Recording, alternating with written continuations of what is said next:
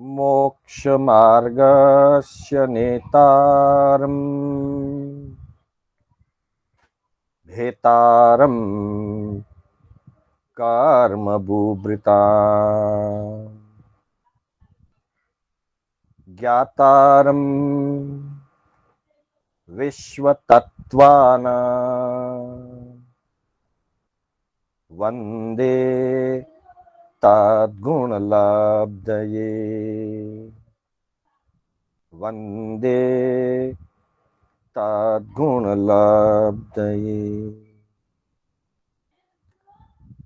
अनंत उपकारी चरम तीर्थंकर श्रमण भगवान महावीर को वंदन। प्रभु की परंपरा में विचरण करने वाले परम उपकारी परम आदरणीय समस्त चारित्रात्माओं को वंदन। धर्म प्रेमी बंधुओं, सुशील माताओं एवं बहनों, श्री कर्नाटक जैन स्वाध्याय संघ बेंगलोर के तत्वावधान में आयोजित जैन आगम कथासार की आज 46वीं कक्षा है।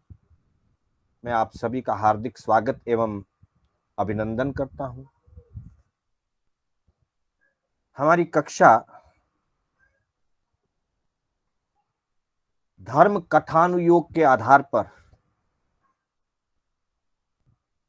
आगम की और धर्म ग्रंथों की गाथाओं पर आधारित उनके टीकाओं में वर्णित विस्तार के आधार पर चल रही है। हम इन कथाओं के माध्यम से आध्यात्मिक, धार्मिक, व्यावहारिक जीवन निर्माण और आत्म कल्याण के संबंध में अलग अलग संदेश प्राप्त कर रहे हैं। आज हम जिस घटना और जिस प्रसंग को लेकर के यहां उपस्थित हैं, वह प्रसंग है उदयन राजा का। उदयन राजा एक बहुत ही न्यायप्रिय, पराक्रमी, नीतिवान राजा थे। जैसे वो राजकीय व्यवस्था में न्यायप्रिय और नीतिवान थे, पराक्रमी थे, उसी के अनुसार वे अपने धार्मिक जीवन में भी जागृत थे। भगवान महावीर के श्रमणोपासक थे। आगे चलकर उन्होंने महावीर के धर्म संघ में दीक्षा भी अंगीकार की और मोक्ष भी प्राप्त किया। और सबसे बड़ी विशेषता उनके जीवन की यह है, इस अवसर्पिणी काल के अंतर्गत असंख्यात जीवों ने मोक्ष प्राप्त किया था, जिनमें अनेकों हजारों की संख्या में राजा महाराजा भी मोक्ष पधारे थे। पूरे अवसर्पिणी काल की अपेक्षा से, अर्थात भगवान ऋषभदेव से लेकर भगवान महावीर के शासन काल तक अनेक बड़े बड़े राजा और महाराजाओं ने मोक्ष को प्राप्त किया था, जिसमें उदयन राजा इस अवसर्पिणी काल के अंतिम मोक्षगामी राजा हैं। वैसे तो अंतिम मोक्षगामी इस काल के जम्बू कुमार हैं, लेकिन मुकुटबंद राजाओं की अगर बात की जाए, राजा और महाराजाओं की बात की जाए, तो उदयन राजा इस अवसर्पिणी काल के इस 24 के अंतिम मोक्षगामी राजा हुए।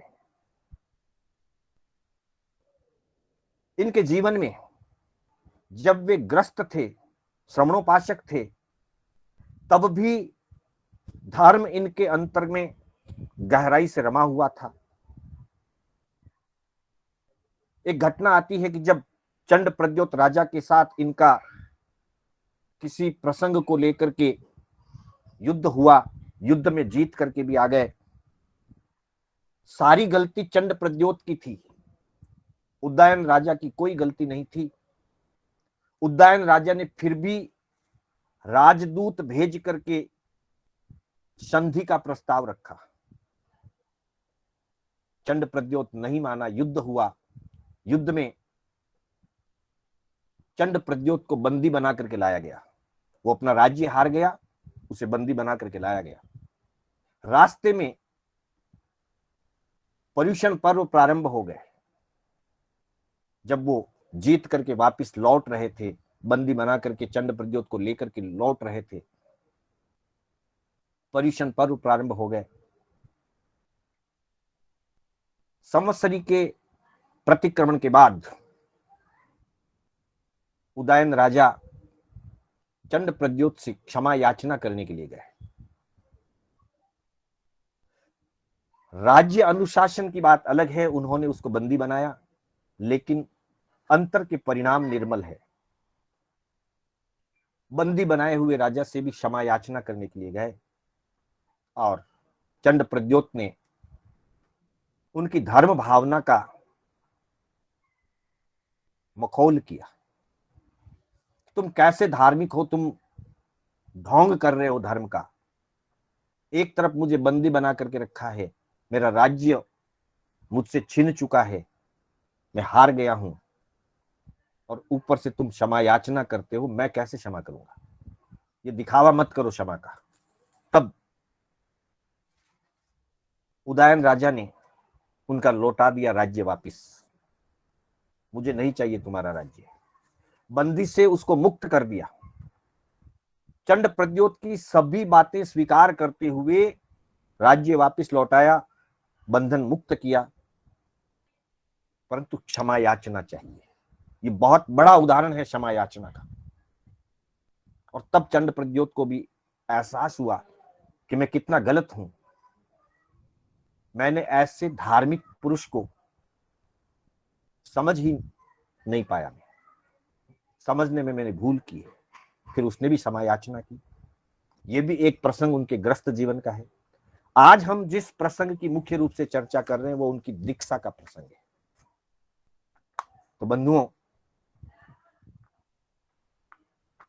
बड़ी साधु वंदना के अंदर 35वीं कड़ी में कहा गया है, वली राय उदायन दियो भाण जाने राज, पछ चारित्र लेने सार्या आत्म काज।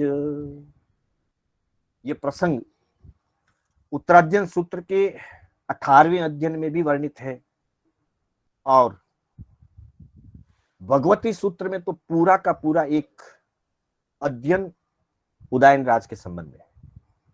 उत्तराध्ययन सूत्र में मात्र एक गाथा में वर्णित है और भगवती सूत्र में पूरा अध्ययन वर्णित है।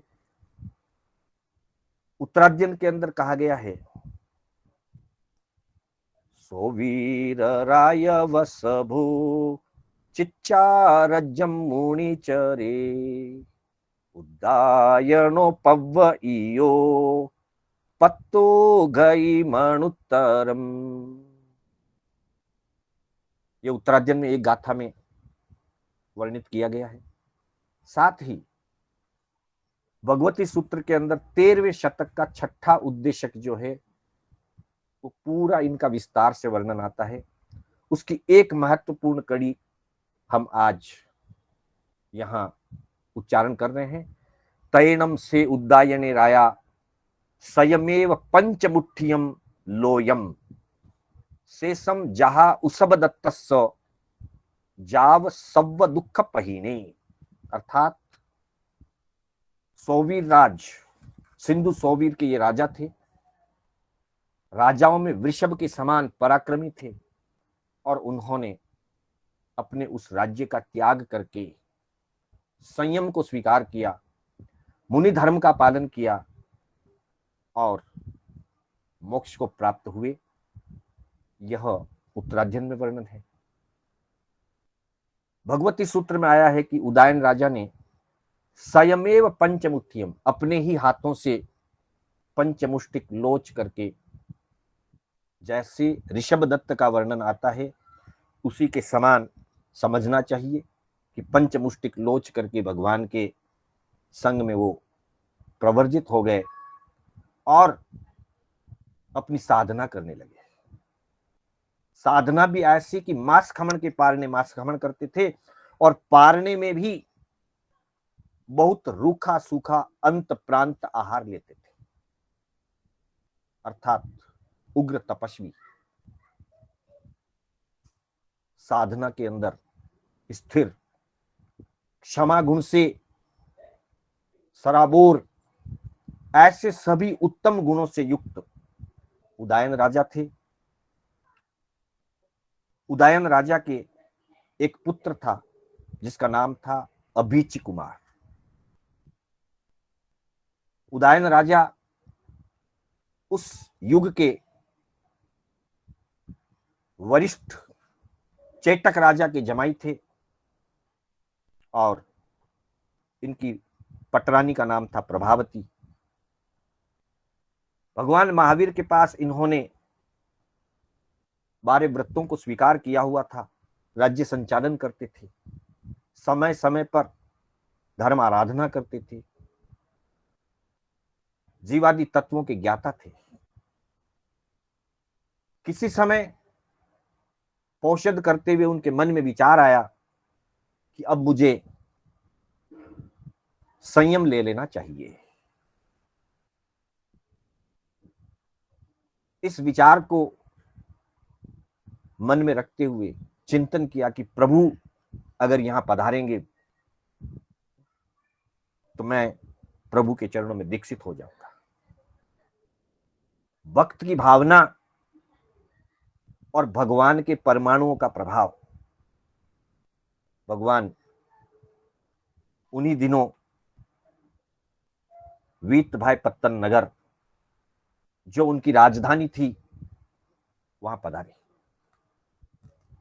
उदयन राजा सिंधु सोवीर आदि 16 देशों के प्रमुख राजा थे और वीत भाई पत्तन आदि 363 बड़े नगरों को वो अपने राज्य में संचालित करते थे, अर्थात विशाल राज्य था उनका। दीक्षा की भावना बनी, प्रभु के दर्शन किए और प्रभु से निवेदन किया कि मैं अपनी राज्य व्यवस्था अपने पुत्र को देकर के आपके चरणों में दीक्षित होना चाहता हूं। भगवान ने फरमाया आहा सुहम देवाणु पिया। वो अपने घर की ओर आ रहे थे, उनके मन में एक विचार आया कि मेरे पुत्र के बजाय मेरा भांजा ज्यादा योग्य है, इसलिए मैं चाहता हूं कि मैं अपना राज्य पुत्र को देने की बजाय अपने भांजे को दे दूं।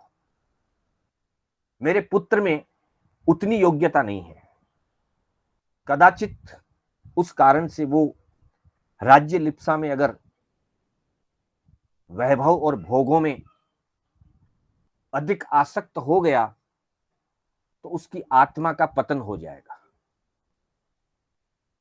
अतः मुझे ठीक लगता है ऐसा कि योग्य मेरा भांजा है, जो ज्यादा योग्य है।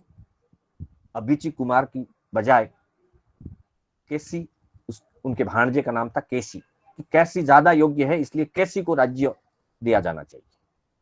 और उन्होंने आकर के राज्यसभा में ये घोषणा कर दी कि मैं अपने भांजे को कैसी को राज्य दे करके और संयम लेना चाहता हूं, प्रभु के चरणों में समर्पित होना चाहता हूं। उस समय किसी ने कुछ नहीं कहा और सहर्ष या मौन स्वीकृति देते हुए उदयन की घोषणा को स्वीकार कर लिया गया। ठीक समय पर उन्होंने केसी को राज्यभार सौंप करके और प्रभु के चरणों में चले गए और स्वयं अपने हाथों से पंचमुष्टि लोच किया। हम देखिए, ज्यादातर हम जहां पढ़ेंगे यही बात आती है कि अपने हाथों से लोच किया, अपने हाथों से आभूषण उतार दिए। इस बात के पीछे बहुत बड़ा गहरा रहस्य है। कोई और लोच करे, कोई और दूसरा व्यक्ति किसी के आभूषण उतारे तो वो शोभनीय नहीं लगता है। इसलिए प्रायः करके लोच अपने हाथों से करके बढ़ते थे और आभूषण तो हमेशा अपने ही हाथों से उतारते थे। आभूषण कभी कोई दूसरा नहीं उतारता। लोच के समय तो फिर भी कई बार नाई को बुला करके मुंडन करवाया जाता था और आखिर में थोड़े से बाल बचते, उनका लोच भगवान के द्वारा या गुरु के द्वारा भी होता था। ज्यादातर अपने हाथों से करते थे और कुछ के ऐसा भी होता कि गुरु या भगवान के द्वारा लोच किया जाता। लेकिन आभूषण जब भी उतारते, दीक्षा के लिए जब जाते तो पालकी में बैठ करके, रथ में बैठ करके, हाथी पर सवार होकर के जाते थे। अलग अलग अपनी अपनी व्यवस्था के अनुसार जाते थे, आभूषण धारण करके जाते थे, पर अपने आभूषण और कीमती वस्त्र स्वयं ही अपने हाथों से उतारते थे। अर्थात मैं अपने हाथों से इनका त्याग कर रहा हूं, इस भावना से। तो वहां वो गए, स्वयं लोच किया और प्रभु के चरणों में समर्पित हो गए, दीक्षा हो गई। श्रवणोपासक अवस्था से भी वो जीवादि तत्वों के ज्ञाता थे, श्रवणोपासक थे, 12 व्रतधारी थे। आज वो महाव्रतधारी बन गए और उग्र तपस्याएं शुरू कर दी। मांस खमन के पार ने मांस खमन। कुछ वर्षों में उनके शरीर में बहुत रुग्णता, अर्थात शरीर अस्वस्थ हो गया, कमजोर हो गया। फिर भी उन्होंने अपनी तपस्याएं और अपना क्रम चालू रखा। विचरण करते करते वो उसी वीतभाई नगर की तरफ पधारे। वहां जब वो नजदीक आ रहे थे तब कुछ शरारती, कुछ राजा के प्रति द्वेष रखने वाले मंत्रियों ने केसी, जो उनका भांजा था और अब राजा था, उनके कान भरने शुरू कर दिए कि देखो अब उनसे तपस्याएं होती नहीं हैं, वो बीमार पड़ चुके हैं, कमजोर हो चुके हैं, इसलिए साधना उनके लिए संभव नहीं है। वो अपनी साधना से डोलायमान हो रहे हैं, चलायमान हो रहे हैं और वो वापस राजधानी की तरफ आ रहे हैं। इसका मतलब यही है कि वो अपना राज्य वापस मांगेंगे। पहले तो केसी ने कहा कि राज्य उनका ही दिया हुआ है, अगर वो मांगेंगे तो मैं वापस दे दूंगा। पर राजनीति बड़ी कुटिल होती है। कई मंत्रियों ने उनको कान भरना शुरू किया, ऐसे राज्य थोड़ी वापस दिया जाता है। और राजा को, केसी राजा को भ्रमित कर दिया, उनके मन में गलतफहमी घुसा दी, भ्रमित कर दिया। शंका उनके मन में आ गई और उन्होंने घोषणा करवा दी कि उदयन राजऋषि आ रहे हैं। पूरे वीतभाई पट्टन नगर में कोई भी उन्हें ठहरने के लिए आश्रय नहीं दे। अगर किसी ने आश्रय दिया तो वो राज्यद्रोही घोषित कर दिया जाएगा और उसे सजा मिलेगी। अब देखिए, दूसरों के द्वारा कान भरे जाने पर, ये समस्या आज भी है, हर काल में रही है। समझदारी इसी में है कि कभी भी दूसरों के द्वारा कही हुई बातों का विश्वास नहीं करना चाहिए। जो भ्रमित करने वाली बातें होती है, गहराई से छानबीन किए बिना किसी भी आरोप का, किसी भी गलत टीका टिप्पणी का कभी भी विश्वास नहीं करना चाहिए, अन्यथा उसके दुष्परिणाम ही आते हैं। अब केसी ने ऐसी घोषणा करवा दी कि उदयन राजऋषि को कोई भी अपने यहां स्थान नहीं दे। सब लोग भयभीत हुए, किसी ने स्थान नहीं दिया। एक कुंभकार ने, माटी के घड़े बनाने वाला एक कुंभकार, उसने कहा जो होगा, जो सजा मिलेगी मिलेगी, परंतु साधु महात्मा को तो मैं स्थान दूंगा। वहां वो आश्रय लेकर के ठहरे। अब केसी ने और मंत्रियों ने मिलकर षड्यंत्र रचा। वो गए वहां राजऋषि के चरणों में और कपटपूर्ण विनय प्रदर्शित करते हुए राज उद्यान में ठहरने का उनके चरणों में निवेदन किया।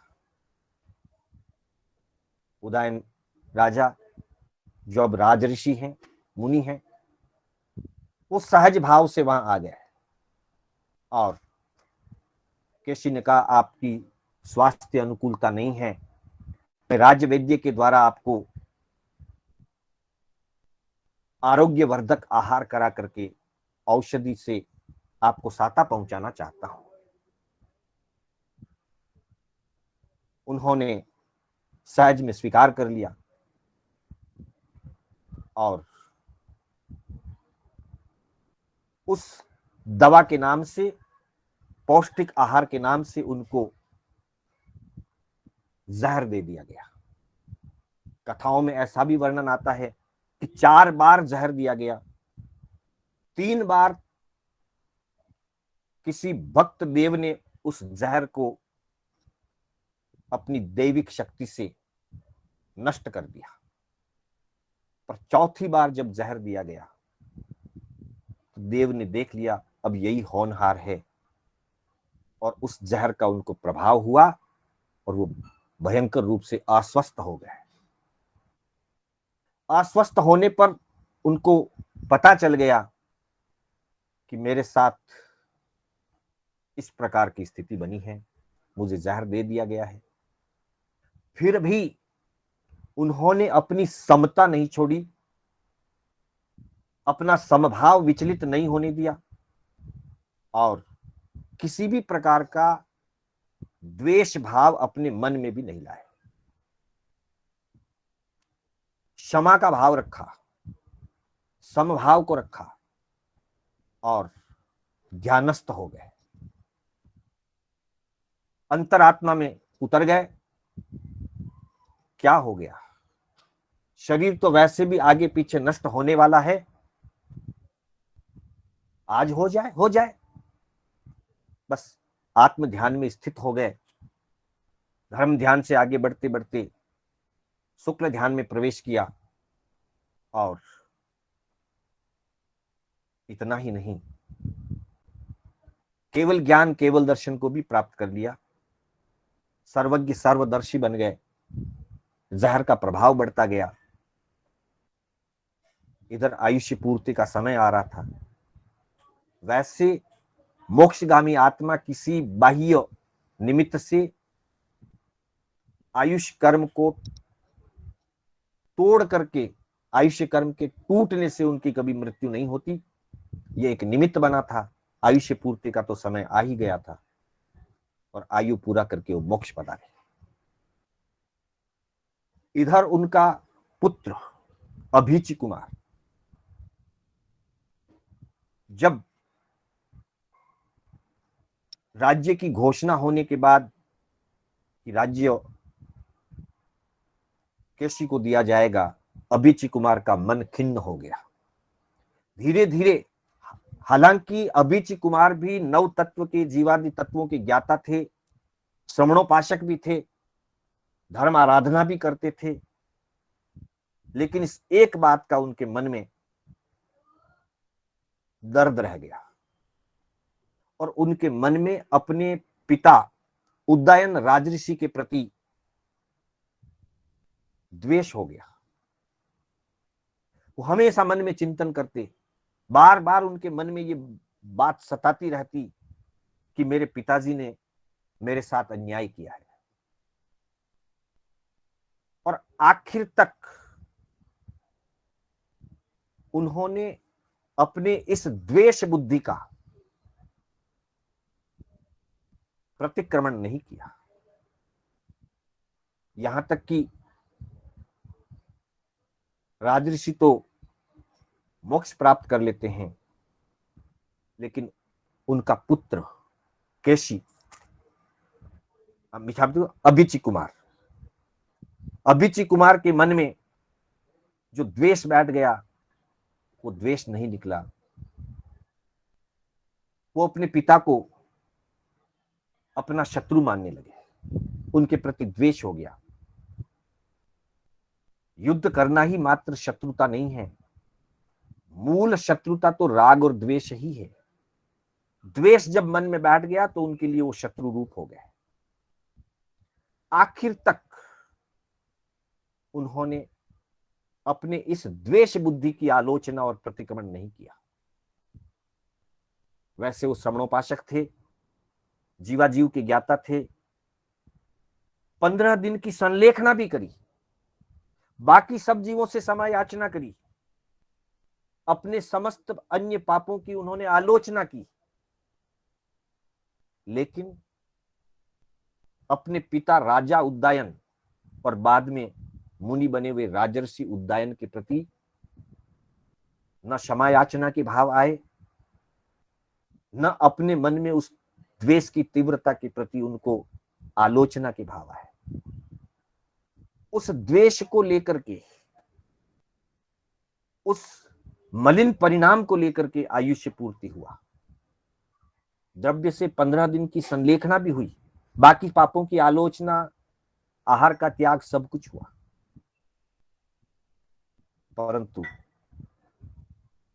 अंदर के अंदर जो गांठ थी, इसलिए निर्ग्रंथ कहा जाता है। जब तक राग द्वेष की गांठें नहीं खुलती, क्षमा का भाव 84 लाख जीव योनि के प्रति, संपूर्ण जीवों के प्रति नहीं आता, एक जीव के प्रति भी अगर द्वेष भाव रह जाता है तो वो अशुभ कर्म का बंध तो कराता ही है। और आखिर में अभिची कुमार अपना आयु पूरा करके, जैसी उनकी धर्म आराधना थी, अगर वो एक द्वेष जो उनके अंदर में था उसकी अगर वो आलोचना कर लेते तो विशुद्ध पंडित मरण होता, लेकिन ऐसा नहीं हो पाया और वो अपना आयु पूरा करके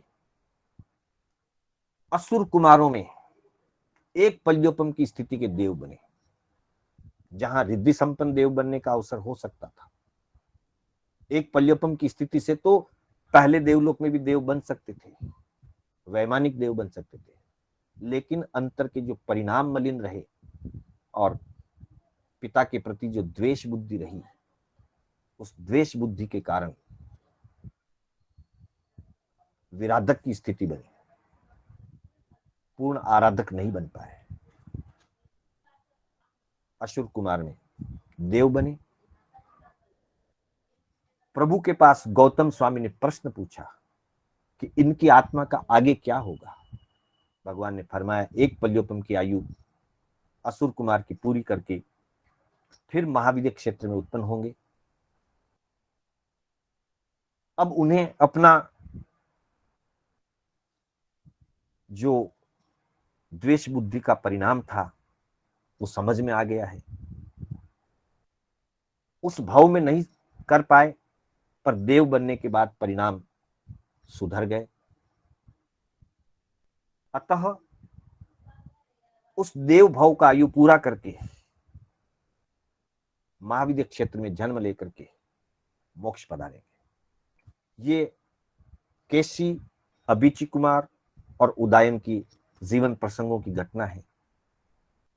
आगमों में बहुत विस्तार से इसका वर्णन है, विशेष करके भगवती सूत्र में बहुत विस्तार से वर्णन है।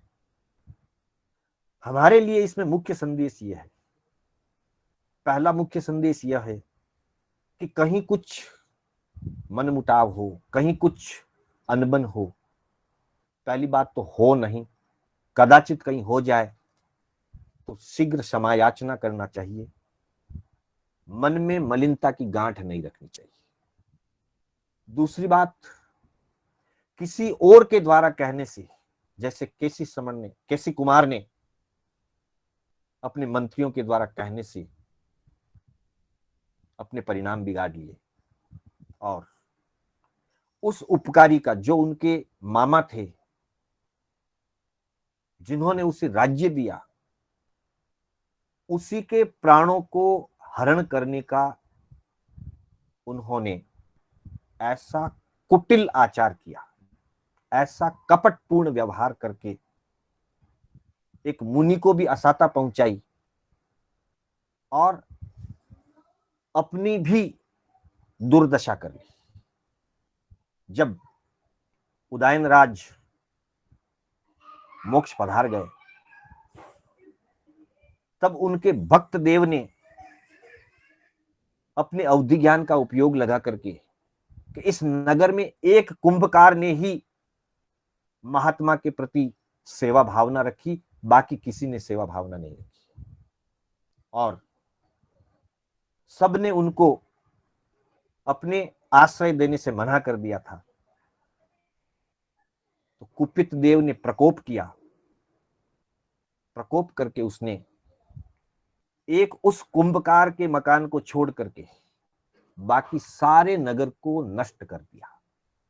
अर्थात कितनी तबाही हुई, मात्र गलतफहमी के कारण। तो बंधुओं, तात्पर्य यही है कि हमारे व्यावहारिक जीवन में, पारिवारिक जीवन में, व्यापारिक जीवन में, सामाजिक जीवन में पूर्ण रूप से हमारी पारदर्शिता होनी चाहिए। जीवन में कोई चीज छिपाई हुई नहीं होनी चाहिए, कुशंकाओं से ग्रसित नहीं हो, कपटपूर्ण व्यवहार नहीं करें, और किसी के प्रति मन में द्वेष और वेर का भाव नहीं रखें। तभी हमारा श्रावकपना सार्थक होगा, धर्म आराधन सार्थक होगा। वरना हम देख रहे हैं कि जिसने 15 दिन की संलेखना भी की, चौथे आरे के थे, तपस्याएं भी की थी, पौषध आराधनाएं भी की थी, लेकिन अंतर का एक द्वेष जिसकी वो आलोचना नहीं कर पाए, उतने मात्र से वो असुर कुमार जैसे निम्न कोटि के देव में उत्पन्न हुए। तो ऐसा न हो, हम हमेशा समभाव में रहें, क्षमा भाव रखें, निर्मलता रखें, और जीवन में हमेशा पारदर्शिता, स्पष्टता रखें। कहीं पर भी दुराव, छिपाव, लुकाव का व्यवहार नहीं करें, तो हमारे जीवन की सार्थकता होगी। इन्हीं भावों के साथ मैं अपने शब्दों को विराम देना चाहूंगा। मेरे बोलने में कोई स्खलना हुई हो अथवा जिनाज्ञा विपरीत कथन हुआ हो, तो उसके लिए बारंबार मिच्छामि दुक्कडम। मंगल पाठ के साथ हमारी कक्षा विराम लेगी। गुरुदेव की आज्ञा से, बड़े श्रावकों की आज्ञा से, चत्तारि मंगलम अरिहंता मंगलम सिद्धा मंगलम साहू मंगलम केवली पन्नत्तो धम्मो मंगलम। चत्तारि लोगुत्तमा अरिहंता लोगुत्तमा सिद्धा लोगुत्तमा साहू लोगुत्तमा केवली पन्नत्तो धम्मो लोगुत्तमो। चत्तारि शरणं पवज्जामि अरिहंते शरणं पवज्जामि सिद्धे शरणं पवज्जामि साहू शरणं पवज्जामि केवली पन्नत्तम धम्मम शरणं पवज्जामि। अरिहंतों का शरणा, सिद्धों का शरणा, साधु जी का शरणा, केवली पुरपित दया धर्म का शरणा। चार शरणा दुर्गति हरना और न शरणा कोई, जो भव्य प्राणी आदरे तो अक्षय अमर पद हो। श्रवण भगवान महावीर स्वामी की जय, समस्त चारित्र आत्माओं की जय। आप सभी से हार्दिक अभिनंदन, सादर जय जिनेंद्र।